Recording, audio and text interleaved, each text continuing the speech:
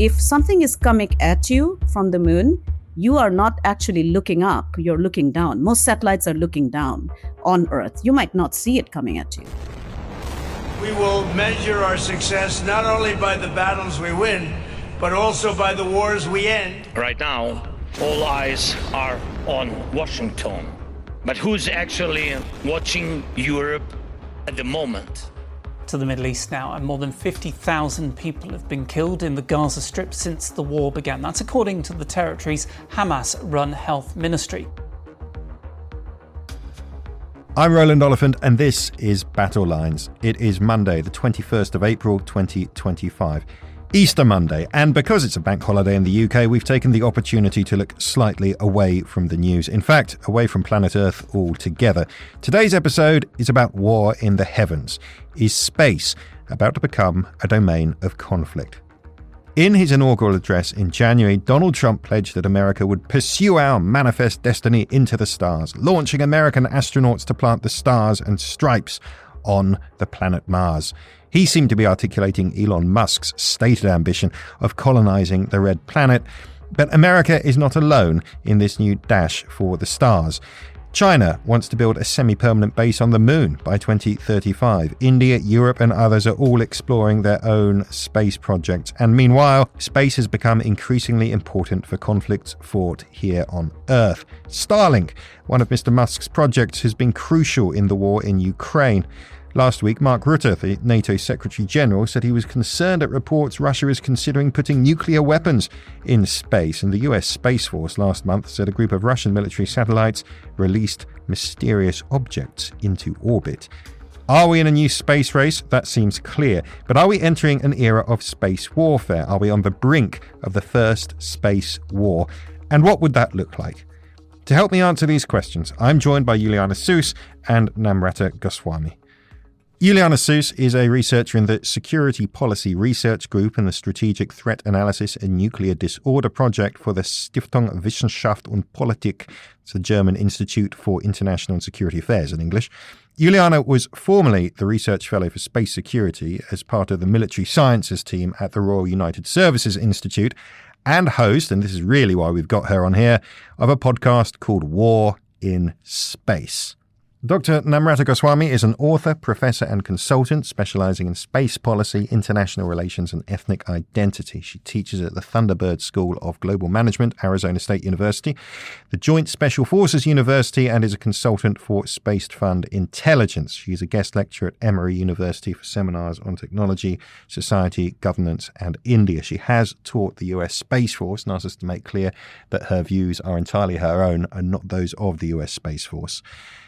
Her co-authored book, Scramble for the Skies, The Great Power Competition to Control the Resources of Outer Space, makes the interesting argument that this second space race is going to be about a race for the resources of space rather than the simple prestige of the Cold War competition. Namrata and Juliana, welcome to Battle Lines. I might begin, if I may, by asking you both for just a very quick response to the basic question here. So as our title suggests, Battle Lines, we're a foreign policy and defence podcast. We spend a lot of time talking about battlefields. And we're preoccupied with the idea that here on Earth, global politics, balances of power are undergoing profound tectonic shifts. Wars in Ukraine, the Middle East, Donald Trump and so on and so forth. Is the same thing going on above our heads, up in space? Go on, Juliana. First of all, absolutely. I think we sometimes make the mistake of seeing space as a sort of separate domain where things happen separately and differently to how they happen on Earth, when actually all the geopolitics that we see on Earth, or the strategies or the ambition of states, all of that is also projected into space. So the same dynamics that we are seeing here on Earth, we can pretty much also observe in space. And I think the same goes for, how we perceive modern day warfare. I think we can all agree that modern day warfare could not exist in its current form without space either. Thank you. Namrata. Yeah, sure. I just want to issue a disclaimer. Everything I say today is my own opinion and does not represent the perspective of the US Space Force, the Air Force, or the Department of Defense. So to answer that question, I would continue with what Juliana has said. Basically that if you look at the context of space and modern warfare, It is because most nations, when they conceive of great power competition or comprehensive national power, space is viewed as an enabler of military power projection, by which I mean the usage of space for intelligence, reconnaissance, and surveillance, for missile tracking, warning, as well as looking at what other nations are actually doing on Earth. So because of that, space is extremely important for nations in terms of how they perceive who is the adversary, but also how they think about gaining a strategic advantage on Earth. And that's why it's very much interrelated. I think at this point, what would be really useful is to just give listeners an idea of who's doing what. We're all familiar with the old space race, but that's very old now, the Soviet Union, the United States. I mentioned China and the United States in the introduction. Could you give us a sense of who are the major players in this new era of space competition and what are they doing? So if you look at the current space developments and what nations are doing, the major players are, of course, the United States, which still leads in terms of space capability, by which I mean launch, which includes reusable launch, satellites in low Earth orbit, geosynchronous orbit, and missions to the moon. China, who's a very important player today, unlike in the Cold War, where Soviet Union was the more major player. Russia still plays a role, but Russian space capability has not been the same as it was in the Cold War period. India, and then also middle powers. Like, for example, I would put United Kingdom in the middle power today, France, Luxembourg, countries like the United Arab Emirates. What is it all about? So what I notice in terms of the space race today is that most nations have recognized, especially the major powers, starting with China, that space is about economic development. So in the Cold War, space was a lot about prestige and technology show-off. So whichever country is able to go to a particular location would then use that to argue that we are the more attractive ideological power. Today, that is not the case. There is a mistake we sometimes make thinking that the current space race is exactly like the Cold War, but it is not. So, and China leads here because what they have argued is that, well, space is vital for comprehensive national power. It's a critical technology. Our societies depend on it. And because of that, the impact on military power projection is very deep. India is starting to have a very similar discourse, but also nations like Japan, who argues that space is all about commercialization today. So that is what actually nations are doing. They are actually starting to build missions that are about economic power and then using that to build their military power capability as well. Go ahead, Juliana, please. No, I just want to chip in there with the military dependence on space as well, which obviously the US has been building up sort of its military assets in space as well, in the sense of capabilities that sustain operations on Earth. So, navigation, surveillance, communications as well, of course.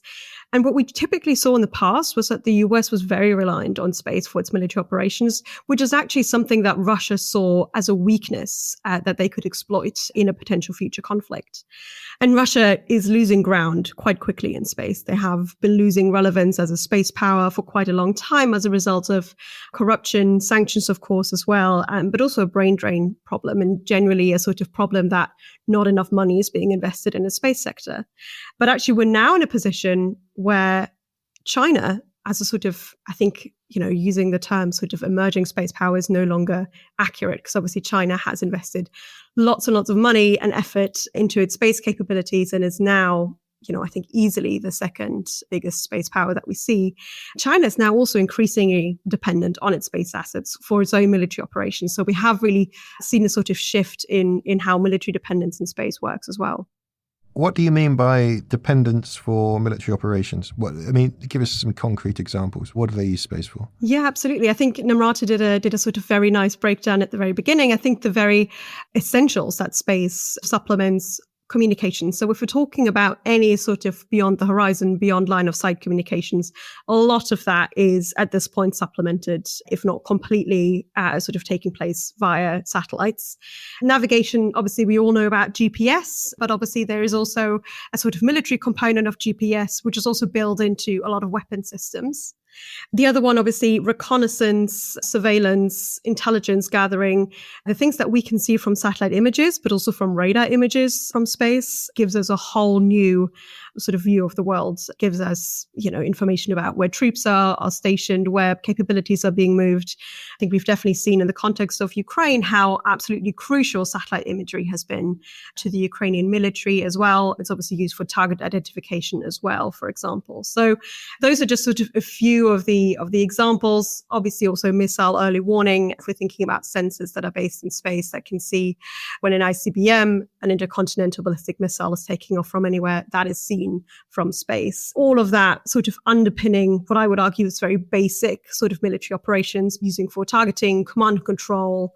Yeah, so space really underpins the basics of defense at this point. You talked about China. There are two big kind of flagship projects that I think people should probably be aware of. One is this Chinese project to build a space base on the moon by 2035. The other, of course, is the American, and particularly Elon Musk's plan to colonize Mars. I was wondering, maybe we were talking about China just there. Could you tell us a bit about this plan? I believe it's meant to be a base at the South Pole. What is it meant to do? How likely is it to happen? I think when you think about what China is attempting to do, is that by 2036, they're going to build a research base on the South Pole of the moon in collaboration with Russia. They're also starting to build international partnerships for the International Lunar Research Station. The question your audience would have is that, what does it mean in terms of a base? So basically, what they're trying to accomplish is to build a permanent structure on the South Pole, because the moon's South Pole is where there has been confirmed scientific data that there is, first of all, water ice, which can be used for human sustainment, but also rocket fuel, if you break it down. Second, that is where the peaks of eternal sunlight are. So, for example, if you want to sustain a base, you would need access to energy, and solar energy is one way to do it. But also, what is interesting is that in China's detailed plan, they point out that they're hoping to build a capability with nuclear energy, which is going to be about 1 megawatt in terms of capability. Oh, a nuclear power station on the moon? Yes, that's their plan. And with a 1 megawatt capability. NASA also has a very similar idea with the Artemis base camp, but it's about 40 kilowatt, which is much lower. And then finally, the moon has been confirmed to have helium-3. So helium-3 is vital because helium-3 is what you would require if you want to build nuclear fusion capability, which is on the testing phase. And they're arguing that, well, by 2036, 2040, we might be able to crack that. So that means you can build it into rocket fuel. So that's the reason why China is looking at the South Pole. And I would argue that they have already started building it. So it's not 2036. 2036 is the end goal. But China started building their lunar base focused program since 2002. They're the first country to land on the South Pole of the moon and bring back samples. Next year, they're going to send a mission to survey the South Pole for that base that they're talking about. And they're also building lunar communication infrastructure, the first nation to do so, with their relay Magpie bridge capability, which is a satellite they have placed in Moon Earth Lagrange point 2, because that's the backside of the moon, if you think about the South. Whoa, Moon Earth. Sorry, Lagrange. Could you explain to us what that means? Sure. So the moon has several positions. There are 4 Lagrange points, which are stable points, where the gravitational forces of Earth and moon come together and basically enable you to locate a particular satellite that stays there and does not then tumble and go to somewhere else. So it's where the forces come together and pull each other and make it very, very stable. And so most nations argue that, well, if you look at moon and if you want to build that kind of infrastructure, one of the challenges is communication. How do you communicate from the backside of the moon, which is where the South Pole, Southern Hemisphere is? And it's very difficult because communication back to Earth is required. That's the reason why they have placed this Lagrange point 2 Magpie bridge satellite capability, because it's looking down at the backside of the moon. So when the lunar rover that China has sent communicates back to Earth, because it is facing away from Earth, it's actually not possible to directly communicate with Earth. So they send it to the Magpie bridge satellite, which is in Lagrange point 2, and that communicates back to Earth. Okay, that makes sense. When you say the backside of the moon, you mean the dark side? The moon doesn't have a dark side. That's a Pink Floyd. Pink Floyd made it amazingly popular. So what I mean is that the moon's the side that always faces away from Earth. So when the moon revolves around Earth, you only see one side of the moon, which is the near side. The side that is away is what is the backside of the moon. It never faces you, but it gets sunlight. It's not the dark side. It's where the eternal peaks of sunlight are. Let's say the far side of the moon. Goodness me.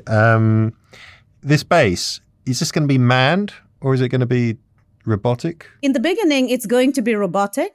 So almost all of China's missions are planned to be robotic because China argues that it is actually not practical to send humans when you are not able to bring down the cost, you don't have the infrastructure.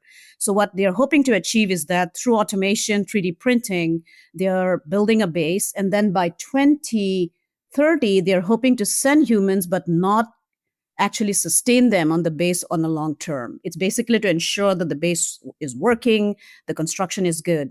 And then between 2036 and 2038, they're hoping to achieve human beings living on that base, but not before they have actually achieved some level of sustainable capability. China's going to build a base on the moon with a nuclear power generator to extract helium-3 in order to create nuclear fusion power. It's extraordinary. First of all, it's extraordinary, but it raises questions like ownership. Juliana, is there a question about who owns the moon here? I mean, is it even legal to do this? So you can't build military bases on the moon. That is illegal. But scientific bases, that is completely fine. I don't know, Namrata, if you've seen anything that's been discussed on this, but so far we don't really have any legislation that would prevent you from, obviously landing rovers, which we've done, or building scientific bases. There's no real rule that says that you can't do it, unless obviously it was used for military purposes, in which case. Sorry, I'm kind of lost for words. How feasible is this? Mining the moon for raw materials? You can, legally. You can. The same with, for example, asteroid mining. That's another thing that is being explored at the moment. And again, there's currently no real rules that says you can't keep whatever you find in space in that sense. So obviously the problem there from a sort of economic angle would be if someone was interested to do asteroid mining, obviously, if they then wanted to bring that back down to Earth to then sell it, obviously, there's questions around how economically feasible that is, financially feasible that is. But from a legal perspective, I haven't seen anything that would ban actors from doing that, either commercial or state actors. It's astounding when you think about mining and resources, right? But actually, there is a very advanced conversation at the UN Legal Subcommittee on this. So they are already starting to talk about legislating or offering guidelines for enabling resource extraction. And in that context, I wanted to bring that into the picture because if you look at China's position, the United States position, as well as other nations, Russia too, they're arguing that, well, the Outer Space Treaty enables you to use space and utilize space. So we are going to now build principles that enable this. The United States was the first nation to actually establish the Commercial Launch Activities Act that told you that U.S. citizens, if they are going to the moon or Mars to extract a resource or to an asteroid, they can keep it. Japan has a space mining law that says the same thing. India says the same thing as well, that if Indian citizens go there, they can mine and keep it. And China says almost the exact same things. So there is actually quite the advanced conversation from the legal standpoint in terms of resources being absolutely legal under the Outer Space Treaty. After the break, can America really colonize Mars? And is there any point?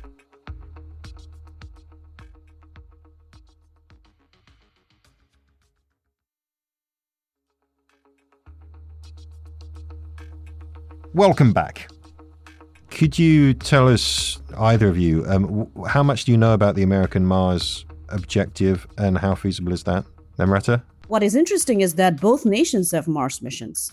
So China was the first Asian nation to land, communicate back from Mars. They have a very advanced concept of being able to get to Mars by 2030 to bring back samples, and then by 2045 to establish a research scientific base on Mars as well. The US, of course, because of the commercial space sector with Elon Musk and SpaceX, are very much focused on actually going to Mars on its own. And to not just be able to show that capability, but to build a city on Mars. But that is the SpaceX goal, or to be more specific, Elon Musk's goal. When you look at United States Mars goal, officially that is not the goal, to basically go and colonize. We have heard speeches where Donald Trump in his second administration have said, well, we want to plant a flag on Mars, but now that will have to be put into actual policy and will have to be funded by Congress. So we still have a bit to go. And I'll finally say that when you look at the US Mars program that is actually implemented by NASA, there are two things. One is that to study Mars surface, to understand how Mars actually is in terms of at all, if we at all go, for example, to establish human settlement. And second, to look at Mars also to understand Earth. So there is a very clear scientific program behind NASA's Moon to Mars program. So the US is not really giving up on the moon. They see the moon as a stepping stone to Mars to understand how do you live on Mars. Moon is 3 days away, so it's a great celestial body. And so the US actually connects both those two celestial bodies in their program. How feasible is this getting to Mars thing? Could you tell us something about the technical challenges? If you look at both China and US space programs, as well as India and the United Arab Emirates that have actually got to Mars, it's feasible because you have the capability today in terms of launching, for example, to low Earth orbit and then entering the transfer orbit to Mars. The only thing that is a challenge is the time taken. It takes about 9 months to get into Mars orbit, takes a long time. And so the argument both by the US, especially by China, is that, well, if we crack nuclear propulsion, which is much faster, we will be able to get to Mars by between a window of 3 to 6 months, which is absolutely viable because that's how you'll sustain humans going there. So we have the technology, the physics supports it. The only thing is that we still have to crack certain high advanced propulsion capability for humans going to Mars. I mean, nations have already gone to Mars in terms of robotic capability. Juliana, the moon and Mars, these are the big flagship things, which is why I brought them up. I think these are the things, if they happen, those are going to be the kind of Neil Armstrong moments, the Sputnik moments that everyone's going to be talking about. What are the military implications of those missions? Yeah, it's a good question. And this is kind of where two schools of thought within the space security community sort of diverge. And I think me and Namrata might have a good discussion about this. I'm sort of firmly on the side of, I don't currently see a full sort of military utility in either the moon or Mars for what we're currently using. So if we're thinking about the way in which satellites currently support terrestrial operations, we're talking about satellites that sit in Earth orbits. So, the furthest away that they are is, 36,000 kilometers away. That's in geostationary orbit. And that's where we see command and control satellites, some SATCOM satellites as well. That sort of is as far as we'll go. So if we're talking about how would either bases or capabilities in sort of the lunar orbit or on Mars sort of help us, I don't currently see what the military utility of those would be. Obviously, it's a scary thought to think that someone might build a military base on the moon, but I currently struggle to see how that would benefit them in warfare that is very much still being fought on Earth. That's my current take, at least. I mean, obviously, we don't know what will happen in 100 years' time. But I think for, the year that we're in 2025, that's how I see it. Namrata? Yeah, I mean, I agree with Juliana that if you look at, for example, the military implications of Mars capability, I don't see the impact there. But I actually see the impact of a capability on the moon. So if you build lunar infrastructure capability, by which I mean the ability to do cislunar, that is Earth-Moon, space domain awareness or space situational awareness, where you're looking at the moon to understand what is there, but you're also looking down because the moon is higher up. You're able to look down on geosynchronous orbit as well as low Earth orbit. Juliana mentioned what that is in terms of altitude. So I would argue that if you're able to build a civilian capability to be able to do such space situational awareness, you are then able to look down. So let's take a hypothetical scenario. If China, as it is building a relay communication satellite, as well as hoping to build a lunar space situational awareness capability, they can then look down and see how many satellites are there in geosynchronous orbit and beyond. And so they can build very good understanding of space and its assets. Second, if something is coming at you from the moon, you are not actually looking up, you're looking down. Most satellites are looking down on Earth. You might not see it coming at you. And so that's something that we have to be very careful when we think about military implications. So let's take a future where you have a mining base, you have activity and economic activity. Nations will be primed to build such capability to ensure that their assets are secure. So there are implications as we speak. I've written a paper on that for the Aerospace Corporation on the military utility of cislunar space, and I argue that out in terms of what it means technically as well. We've talked a lot about space as a kind of an enabler for terrestrial warfare, really. But are we on the brink of space itself becoming a domain of conflict? I don't know, X-wing fighters and things like that? I think it depends how we see space as a domain. I think the actions where satellites were involved in wars have so far been non-kinetic. So we've seen signals being jammed, so interrupted, or signals being spoofed. So, disinformation being given out through signals. And we've seen cyber attacks against satellites, but we have not seen a sort of kinetic intercept of a satellite in space yet. We have seen tests of those kind of weapon systems. We know they exist. But so far, the red line of actually attacking or kinetically attacking another nation's satellite has not yet happened.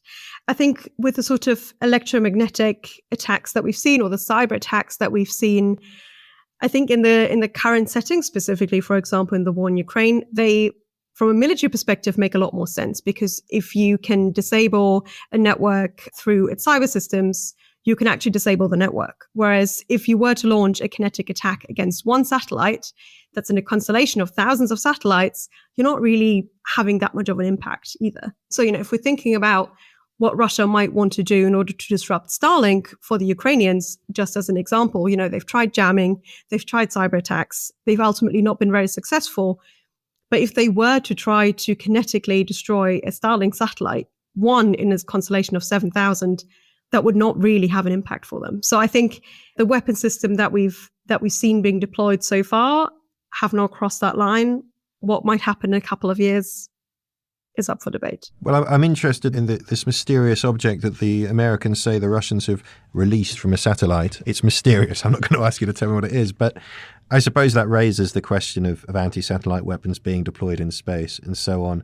So we do see the enormous great power on great power war that the world seems to be lurching towards. Say there's a blow up between the United States and China over Taiwan or something like that. What are the possible things we could see happening in the space domain? Let's take the Taiwan scenario. So if you have an escalation of conflict in Taiwan and you see China taking the decision to invade Taiwan, what space would do is that space would enable, as we discussed, intelligence, reconnaissance, as well as to an extent, building the battlefield in terms of where the U.S. naval ships are, what kind of military deployment structure is occurring. What could also happen is that China has now taken a decision through the People's Liberation Army Aerospace Force, which is their space force, that they are going to build systems-level counter-strike capability, which means that it is not just direct ascent orbital weapons that actually targets asset in space, or co-orbital, which means that you have an asset in space itself, by which I mean it could be a robotic arm that can grab a satellite, jamming, spoofing, or targeting your electronics by directly attacking it through a power beam. It also means that you're building a capability to attack a US constellation of satellites altogether, because the United States has a lot of capability through the Starlink constellation and its military satellites. So in that case, we might see an attack in space that way. And so they might try to destroy that capability because the US military actually depends on space for that kind of out-of-sight communication as well as deployment. Now, I'll end by saying that we talk a lot about how space warfare will actually look like. So it will not look like the air domain because of orbital mechanics. You will not have fighter plane-like situations where one satellite is maneuvering very fast. In space, if you maneuver out of one orbit, you're totally taken away from that orbit with altitude change. So you're not going to have one satellite dogfighting with another satellite. That's not going to happen like movies portray. What might happen is that a particular satellite might be lurking, and once it very accurately predicts the path you're following, it might lurk there and then attack you. That could happen. And so the kind of warfare you might see is targeting a satellite. For example, both China and the US have a capability called a space plane, which is an ability to maneuver. So it's very difficult to maneuver in space today, but space plane, the X-37B and China's Shangyong, they can maneuver from one orbit to other. So the thing we don't know in a space plane is that we don't know what is inside it. Unlike, say, satellites, we do have an understanding in terms of what the satellite is capable of. And that's a concern, because something can come out of that. China released 8 unidentified objects from their space plane. So that might be a satellite that maneuvers. And that is something I think which is of growing concern today in terms of space weaponization, is that China has now demonstrated the capability to both maneuver a satellite as well as refuel. Refueling a satellite is vital because it extends the life of the satellite. And if you want to change delta V, you can, because you have more fuel. So that's how space warfare is going to play out. But it'll have implications in terms of how you are then building your military operations on Earth as well, very deeply. Namrata, thank you very much. Juliana, any last remarks on that? I think just my final remark would be, you don't have to be a space power to actually do damage in space. If we're thinking about cyber attacks, jamming, and there's a lot of very capable actors out there who are not currently, big space powers or big space actors. So I think we shouldn't always sort of constrain our field of who we look at just to the big space powers who currently build satellites and have big launch capabilities. I think we need to bear that in mind too. It is a multi-domain field out there, and we have to bear that in mind. Namrata Goswami, Juliana Suess, thank you very much for joining us on Battle Lines. That's all for this week. We'll be back on Earth on Friday's Trump edition of Battle Lines. Until then, that was Battle Lines. Goodbye. Battle Lines is an original podcast from The Telegraph, created by David Knowles and hosted by me, Roland Oliphant, and Venetia Rainey. If you appreciated this podcast, please consider following Battle Lines on your preferred podcast app. And if you have a moment, leave a review, as it helps others to find the show. To stay on top of all our news, subscribe to The Telegraph, sign up to our Dispatches newsletter, or listen to our sister podcast, Ukraine the Latest. You can also get in touch directly by emailing battlelines@telegraph.co.uk or contact us on X.